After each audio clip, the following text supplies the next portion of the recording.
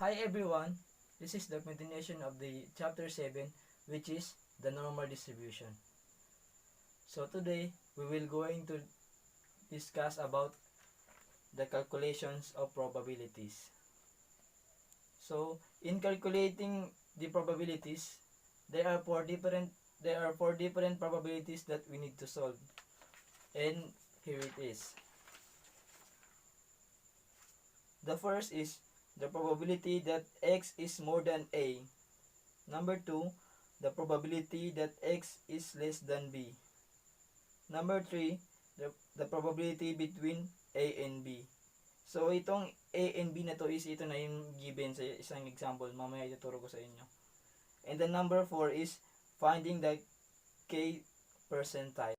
In calculating the probabilities, we are using the Z table. Here it is. The Z table, there are two types of Z table. The number 1 is the positive Z table. We're using this positive Z table if the x value is above the mean. And the other types of Z table is the negative Z table. We are using this negative Z table if the x value is below the mean. So later I will going to teach you how to use the Z table. So let's proceed to the example and problems and solve it one by one. Sa pag-calculate ng probabilities, ay gagamit din tayo ng graph, which is the bell curve. So, ito yung tinatawag natin na bell curve. So, tandaan natin guys na simula dito sa area na ito, papunta dito is, ang equivalent niyan is 1. So, itong gitna naman na ito is, ito yung mean natin sa gitna. At guys, lagi natin tatandaan na ang bell curve is symmetrical siya. Isa yun sa katangian niya, yung symmetrical. When we say symmetrical is balance siya. Kung hati natin to sa gitna, the equivalent area to the left is 0.50. And the equivalent area to the right is also 0.50 kasi nga balance siya. So, bago tayo pumunta sa mga examples and problems, tandaan muna natin dito guys. If the area to the left is 0.0228, then the area to the right is 1 minus 0.0228. So, ito yun siya guys. Itong area na ito dito is, ito yung area to the left. So, example lang ito. Itong area to the left na ito is, ang equivalent yan is 0.0228. So, paano natin makukuha yung area dito to the right na dito? So, para makuha natin yan is, ima-minus lang natin yung ang 1 sa 0.0228 kasi ang equivalent area dito lahat is 1. So, pag minus natin is, ito na yun siya. 0.9772. So, the area to the right is 0.9772. So, let's proceed to the examples. So, guys, ito na yung first example natin. So, babasahin ko. The final exam scores in a statistic class were normally distributed with a mean of 63 and a standard deviation of 5. So, ito yung first problem natin guys. Find the probability that a randomly selected student score more than 65 on the exam. So, ang hinahanap natin dito guys is yung probability na selected students ay nag-score more than 65 on the exam. So, ito yung siya, isusulat ko siya. The probability that x is more than 65. So, yan ang hahanapin natin guys. So, itong x na yan is, ito na yung randomly selected students. So, para ma-calculate natin ang probability niyan guys is, kailangan is, ma-identify muna natin yung mean at yung standard deviation. So, sa example na ito is, ang mean dito is 63, which is ito. And the standard deviation is 5. So, yan guys. So, para mag-calculate din natin para makuha natin ang probability is, gagamitin natin yung formula ng z-score, which is z is equal to x minus the mean all over this standard deviation. So, yan guys. So, ang first na gagawin natin guys is magdodraw tayo ng graph, which is the bell curve, yung sinabi ko sa inyo kanina. So, ito na yun guys.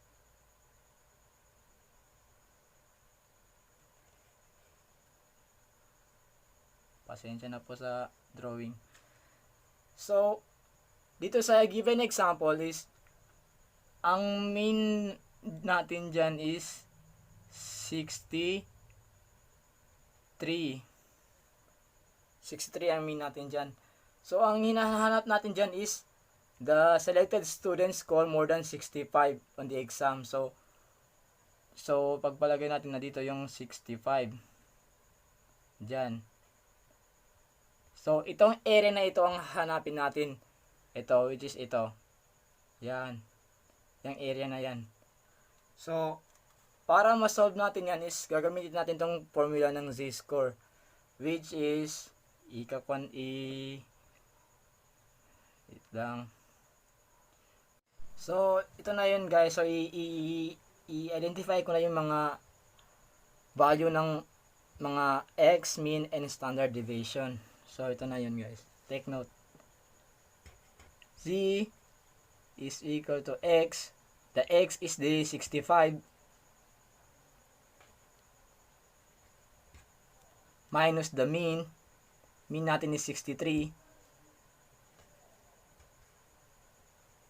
all over this standard deviation, which is the 5. So, ang gagawin natin dyan guys is 65 minus 63 is 2 all over 5. Then, i-divide naman natin yan. So, 2 divided by 5 is equal to 0.4. So, itong 0.4 na ito is, ito yung titignan natin dun sa z-table natin, which is yung may mga negative and positive. So, since 0.4 is a positive, so doon tayo titingin sa positive na z-score. So, ito yun siya guys. So, hanapin natin yung 0.4, ang equivalent ng 0.4 dito sa z-table natin. So, hanapin na natin yung 0. Ito yun siya guys. May mga number yan siya guys. Hanapin natin yung 0.4. So, nakikita nyo guys, ito yun siya. 0.4. Ang equivalent yan is 0.6554. So, isusulat natin yan dito. 0.6554. 6554. So, itong 0.6554 na ito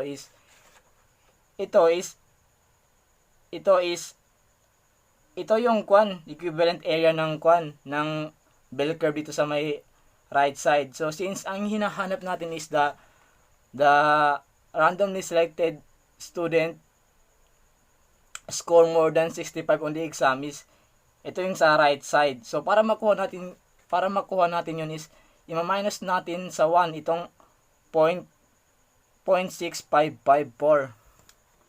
So, ito na siya guys.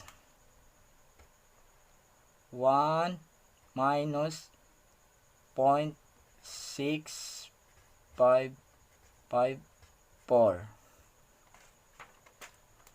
So 1 minus 0.6554 is equal to, wait lang kayo malabo, 0.3446. So ito na yun siya guys. Ito na yung area nung nasa right side, which is the randomly selected score more than 65 on the exam. So ito na yung final answer natin guys. So yan, 0.3446. So sinasabi natin dyan guys na the probability that a randomly selected students score more than 65 is 0.3446. So let's proceed to the problem 2. So same example pa rin but different problem. So let's start. Find the probability that a randomly selected student score less than 85. So kung yung kanina is more than 65, ngayon naman is less than 85. So isusult natin dyan guys. The probability that x is less than 85. So kagaya ng kanina, kasi same example din naman, so same, pero magkaiba lang ng problem, pero same mean pa rin dun sa kanina, which is the 63. And pati na rin ng standard deviation, same pa rin, which is 5. So parehas din sa kanina is gagamitin din natin yung formula ng z-score, which is the x minus mean all over standard deviation. So yan guys, so magdodraw. First is magdodraw tayo ng bell curve.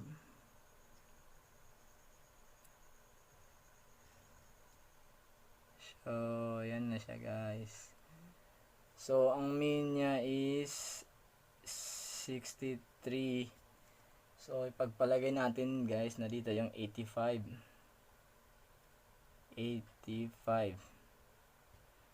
So ang hinahanap natin dyan guys is the randomly selected student score less than 85.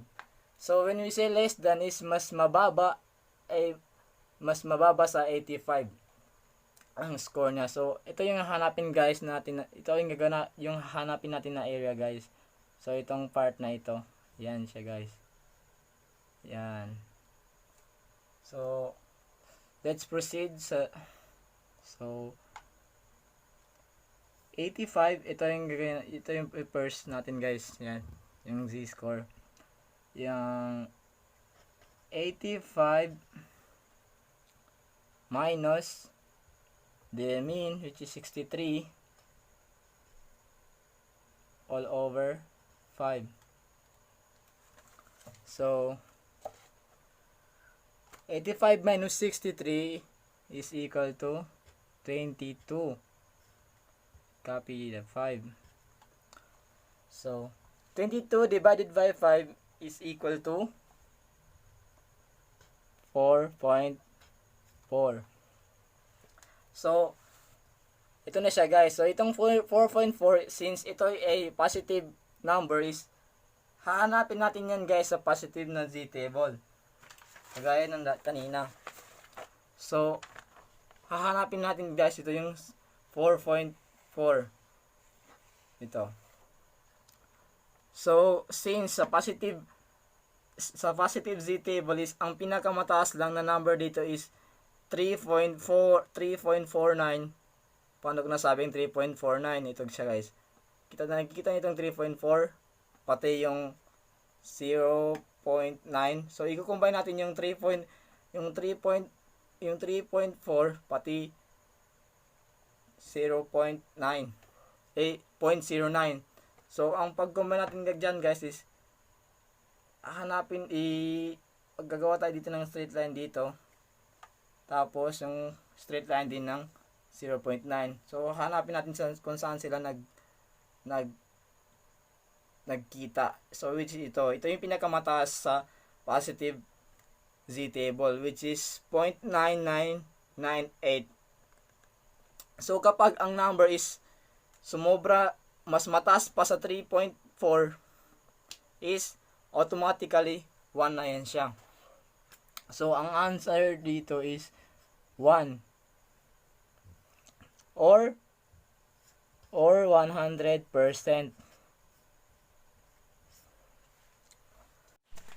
So, guys, masasabi natin dito na the probability that a randomly selected student score less than 85 is approximately 1 or 100%. So, ito na yung 1 ang sagot niya, guys. So, take note natin, guys, na kapag sa problem is ang x is less than to the given number is ang hinahanap natin na area is na areas to the left. So, kapag ang given naman na problem is ang x is more than the given number, so ang hinahanap natin na area is nasa right. So, kapag ang hinahanap natin na area is nasa right is doon na natin magagamit yung 1 minus the number. So, kapag x naman is less than the number is direct na siya, hindi siya magma-minus sa 1. So, let's proceed on how to find the kth percentile. So, problem number 3. So, sa problem na ito is hindi na probability ang kukunin natin kundi ang percentile. So, let's start. Find the 90th percentile. That is find the score k that has 90% of the score below k and 10% score above k. So, sa problem na ito is hanapin natin yung 90% ng score ng score test na below k. So, first is same pa rin ng example dun sa previous pero magkaiba lang ng problem. So, i-identify ko yung mean dito. So, ang mean natin is 63. And the standard deviation is 5. So, yan po. So, ang hinahanap natin is the 90th percentile. So, magdodraw ako ng graph dito which is the bell curve. So, para makita nyo yung graph. So,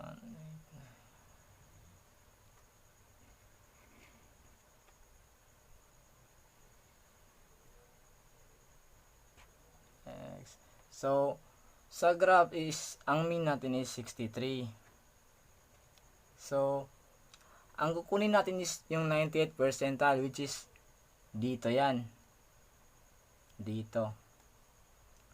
So, ito yung 98th, itong area na ito is, ito yung kukunin natin yung 98th percentile. So, isulat ko ito guys, sa ganito. The percentile is the x is below k is equal to 90% or we write in decimal point 0.90. So, para makuha natin yung 98th percentile ng problem na ito is gagamitin natin yung formula kung paano kunin ang percentile, which is the k is the mean plus the z and standard deviation. Yan yung formula para makuha natin ang percentile.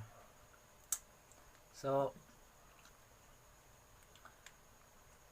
So para makuha natin ang value ng z is ang z is itong 0.90. So para makuha natin yan is titignan natin sa z table kung anong number ba ang equivalent ng 0.90. So take note natin guys na 'di ba may dalawang uri ng z table. Kapag ang number ay nagsimula sa 0.1 hanggang 0.50, yun ay nasa negative z table. Kapag ang numbers naman ay nagsimula hanggang 0.50 hanggang 1, yun ay positive z table. So since ang hinahanap natin is 0.90, so ang 0.90 ay belong sa positive z table. So tignan natin dito kung saan ba dito malapit ang 0.90. 0.90. So guys, meron ditong dalawang value number. Itong 0.997 at 0.9015. So alin diyan ang kukunin natin kasi parehas silang malapit sa 0.90. So ang kukunin natin diyan is yung kung sino ang may pinakamalapit sa 0.90. So dito sa 0.90, 0.9015 is sumobra siya ng 15. So dito naman sa 0.8993 is kulang siya ng 3. So ibig sabihin mas malapit ang 0.8997. So ito yung kukunin natin. So ano yung number na ito? So tignan natin dito guys. 0.8997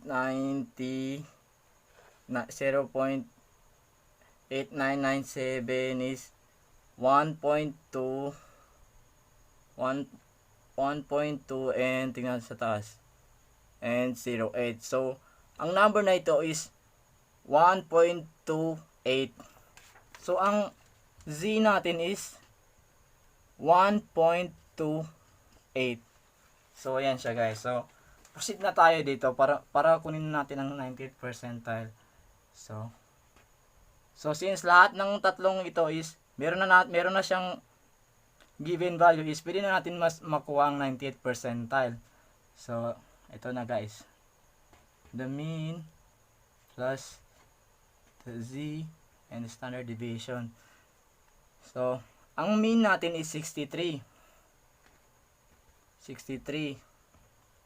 In the z value is 1.28.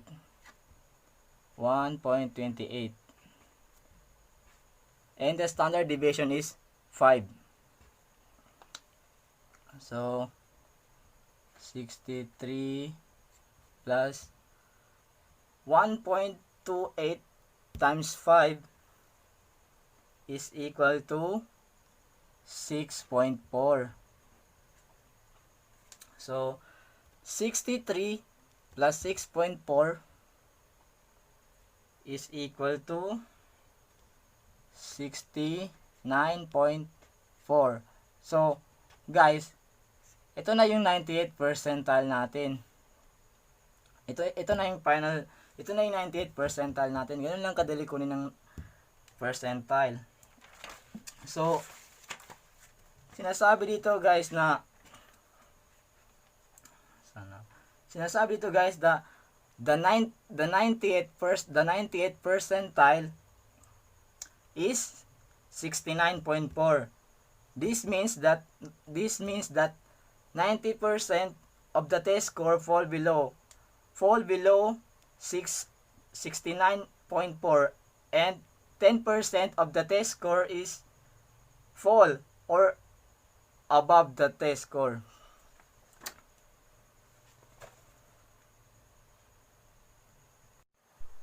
So let's proceed to the last problem. So, in this problem, sa problem na ito is may hindi na tulad ng previous example. Ito is may iba namang example. So babasahin ko.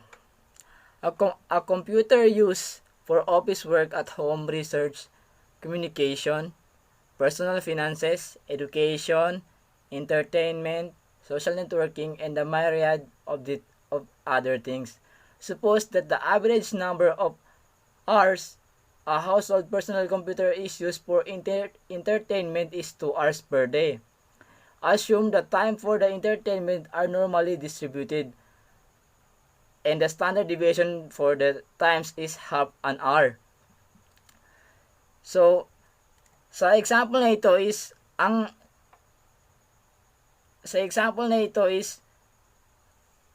mean dito is 2, which is itong 2 hours per day. So, and the standard deviation naman is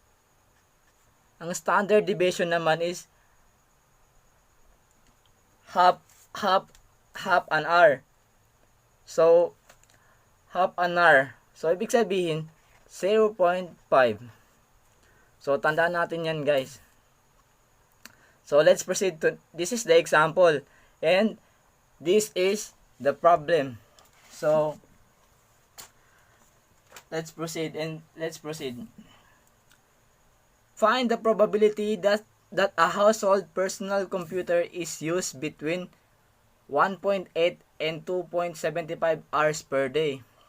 So in the previous problem, isang number lang ang kinukuha natin ang probability. So sa problem na ito is kukunin natin yung probability between two numbers, which is 1.8 and 2.75.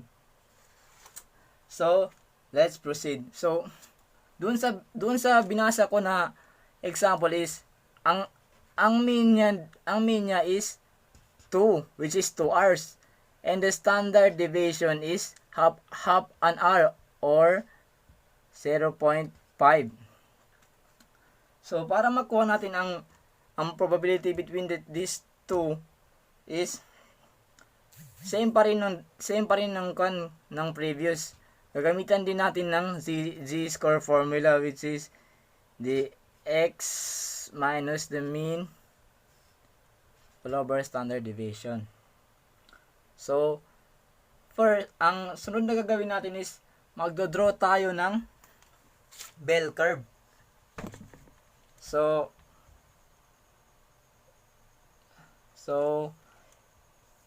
wait, isusulat ko muna yung paano ba isulat yung the probability between 1.8 and 2.75. So ito yan, guys.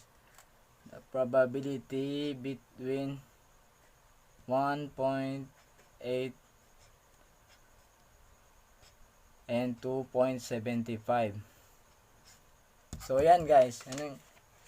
Yan ang isosolve natin. So magdodraw na tayo ng bell curve.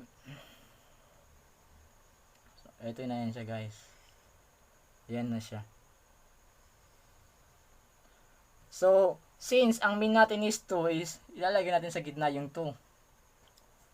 And ilulocate natin kung nasan ba dito sa bell curve yung 1.8 and 2.75. So, ang 1.8 is dito siya. 1.8. Ang 2.75 naman is dito siya. 2.75. So, ang kukunin natin na area or probabilities between these 1.8 and 2.75, which is here. So, ito yung kukunin natin kung ilan ba ang probability between these two. Ito ang hahanapin natin. So, let's start. So, para makuha natin yon is uunahin muna natin tong 1.8. So, start na tayo using this z-score formula. So, unahin natin yung 1.8. So, x, which is the 1.8 minus the mean, which is the 2, all over standard deviation, which is 0.5. So, 1.8 minus 2 is equal to negative 0.2 all over 0.5. So, negative 0.2 divided by 0.5 is equal to negative 0.4. So, since nakuha na natin yan is, itong negative 0.4 is, titignan na natin dun sa z table natin. Which is, since negative to na number is, doon natin titignan sa negative type of z table.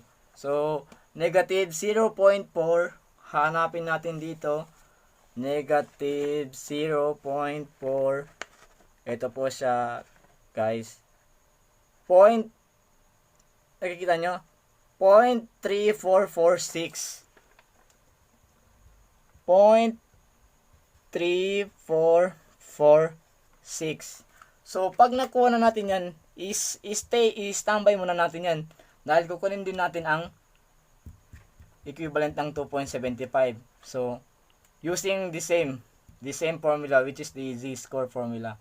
So, 2.75 minus the mean, which is 2, all over standard deviation, which is 0.5. So, 2.75 minus 2 is equal to 0.75 all over 0.5. So, 0.75 divided by 0.5 is equal to 1.5. So, 1.5. So, titignan naman natin ito ulit sa z table natin. So, since 1.5 is a positive number, so sa positive z table natin titignan. Hahanapin natin dito kung nasaan ba ang 1.5. So, 1.5. Ito siya, guys. 0.9332. Kita nyo? 0.9332. 1.5 is equal to 0.9332. So, ayan guys, nakuha na natin yung equivalent ng dalawang numbers na to, yung 1.8 and 2.75.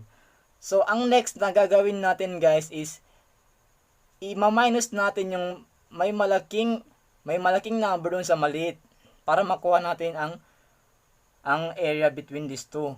So, ito na guys. So, ito na. 0.9332 minus 0.3446 is equal to, i-minus natin guys, 0.5886. So, guys, ito na yung probability between 1.8 and 2.75. Ito na yan siya, guys, 0.5886. Ganun lang kasimple kung paano kunin ang probability between the two numbers. So in this, the probability that a household personal computer is used between 1.8 and 2.75 hours per day is 0.5886. So, sana nakuha nyo lahat.